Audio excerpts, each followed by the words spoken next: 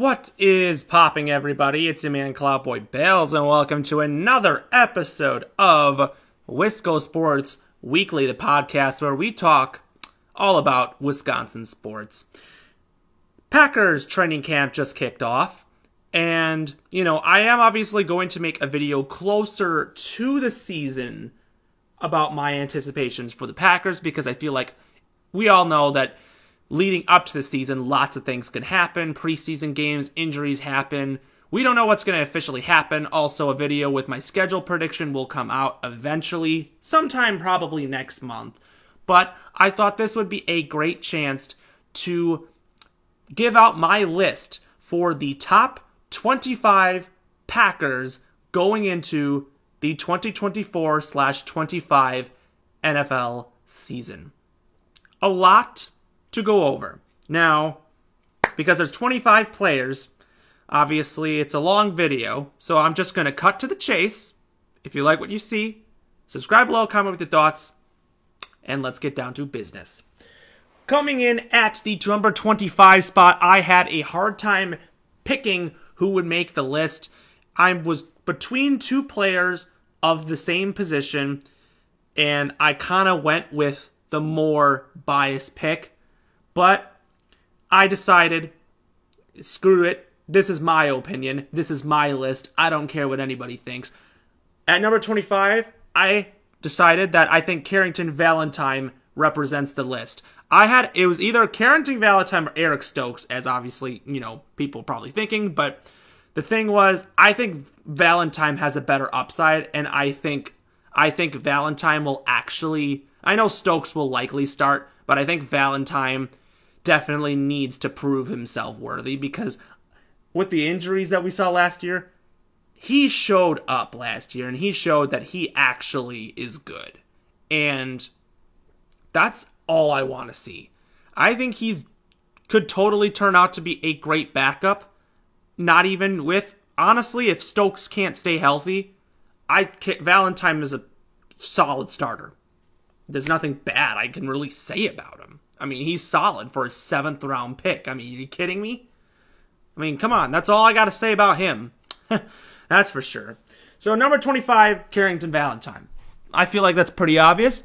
At the number 24 spot, I think he's the most underrated on the entire offensive line, Rasheed Walker. No one gives him any credit last year. He started the season out pretty rough. Now, everyone's all like thinking, oh, his job might be on the line because we drafted Jordan Morgan with the first overall pick. I don't necessarily think that right now. What I think will likely happen in the future is Tom is going to move maybe to center. Walker might switch from left tackle to right tackle, and then Morgan goes to left tackle, or it might be vice versa. Morgan goes to right tackle and so forth. But Walker was actually the second best graded tackle in pass protection last year behind, obviously, Trent Williams. No one ever talks about him. They should talk about him. He's good. I don't understand. I mean, to me, I think Rasheed Walker deserves more respect. And I think everyone, hopefully, agrees with me. At number 23 spot, I thought about it a little bit. I completely forgot he was even on the team. That was last year's first-round draft pick, Lucas Van Ness. Obviously, he was a rotational player.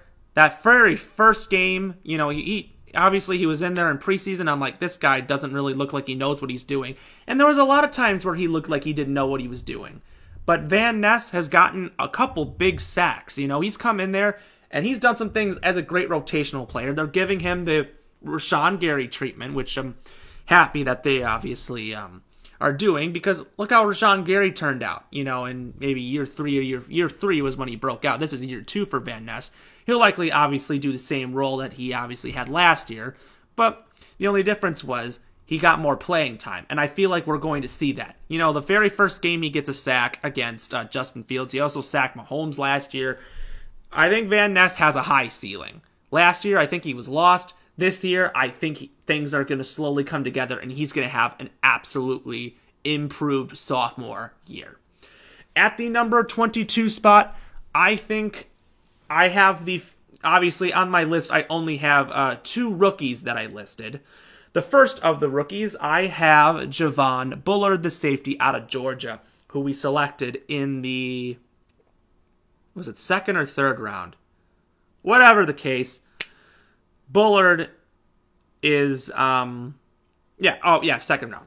So we select, or was it third? I can't even, you know what? Screw it. We selected Bullard, but the point is, I think he was the best safety in the draft. He's a hard-hitting safety. He's going to be good. I can't wait to see him out on the field, lining up next to Xavier McKinney. He is a tackler. That is exactly what we needed. McKinney's out in coverage. Bullard's out going on rushing, tackling. We needed a strong safety like Bullard, and he's going to be great. I can't wait to see what he does. At the number 21 spot, I feel like is a little bit of an underrated one, a player that I think no one ever gives him appreciation. I've always said, I'm like, you know what? I just don't think he's that good. He hasn't really shown anything, but I know since this is his contract year, likely that's the case. And I'm talking about nose tackle TJ Slaton, a guy who obviously started at the nose tackle spot last year, known for stuffing the run, but obviously is with a new defensive coordinator, I think you might see a lot more of him, and this is the year where he fully breaks out. This is likely his last year as a Packer, because I can't fathom that with the way money is now, another team's going to see how good he is and steal him for more money when we think, trying to be cheap. I understand that. But I think this is Slaton's breakout year, and he's going to definitely be an unbelievable nose tackle when we come in games. He'll come in and he's going to definitely be a great addition. That is for sure. At the number 20 spot, I'm going with Keyshawn Nixon. And obviously Nixon didn't have as great of a year as he did the previous year, but we all know how great of a kick returner he is. We see that he can do some things every once in a while, make some sensational tackles, coming in coverage he obviously was starting last year as the last 2 years as the nickelback, but also another interception. And also he got an interception against Mahomes. He does he's not as good as a cover corner, but the point is, with the new kick return rules, I can't fathom how people will be definitely afraid of him. That's for sure. He's going to be feared. People will be scared of this guy. That's for sure. At the number 19 spot, thought about this one for a little bit. I have things going around, but here, at the 19th spot, I got Karl Brooks. A guy that nobody gives any consideration. He's a backup defensive end, I believe. Yeah, I would say he's a defensive end. Likely, I don't think he'd ever get playing time if he was an edge rusher, knowing what our situation with that, but I don't know how he was a 5th round pick and managed to be a backup and put up good, really great numbers as a backup. I mean, he didn't even start every single game, and he always came off the bench, and he'd managed to ball out in whatever time and get good stats. So that's really good to see out of someone like Karl Brooks.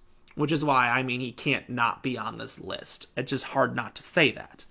At the number 18 spot, we got rookie Edgerrin Cooper, the other rookie I have on this list.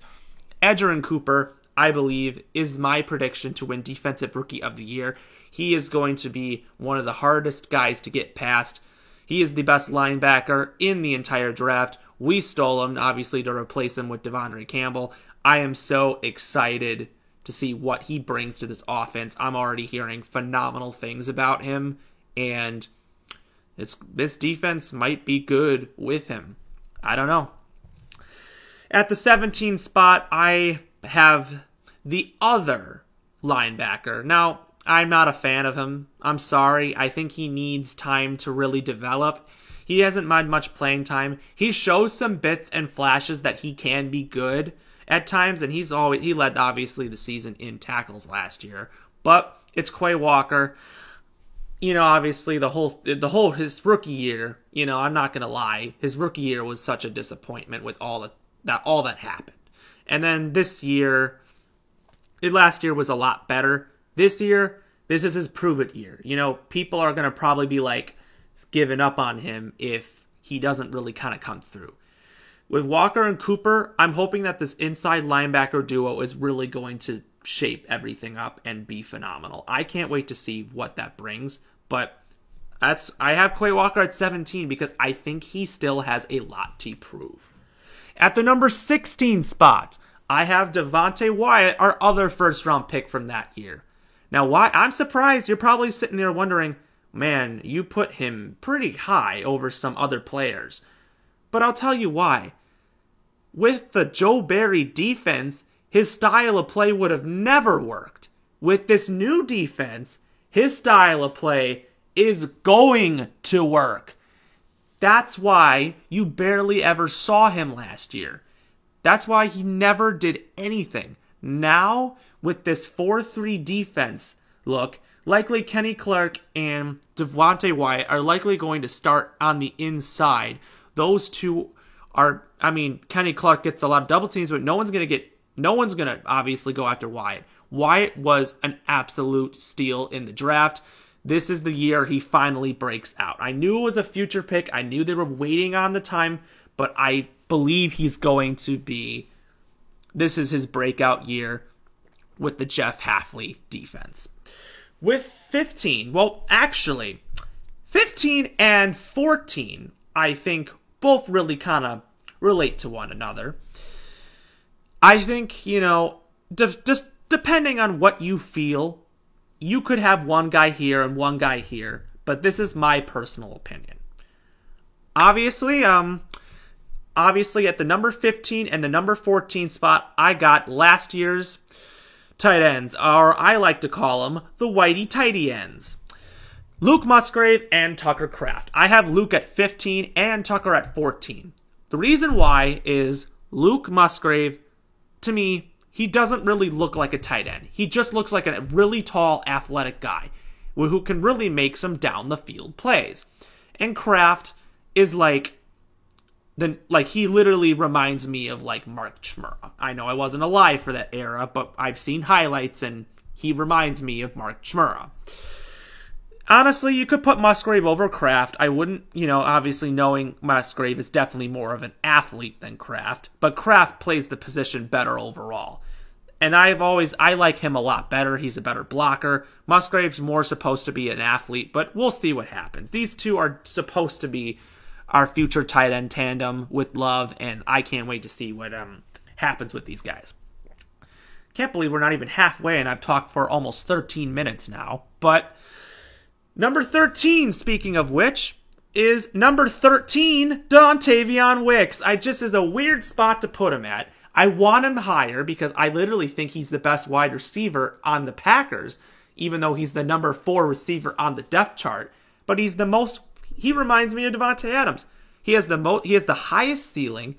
I can't wait to see what he brings. He's phenomenal. So, yeah, I think he's going to be great. Dontavion Wicks, phenomenal player. Can't wait to see what he does.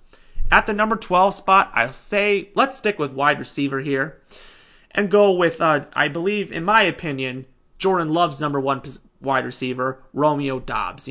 He's a great possession receiver, sorry. And, he can really come through it making some good catches at the right moments. He's not quick, he's not that athletic, but he can make great catches. Sometimes drops a lot of things, which is why I kind of don't have some people higher than him. But Romeo Doubs at 12 seems reasonable because he really, has done things for this, team that are very great.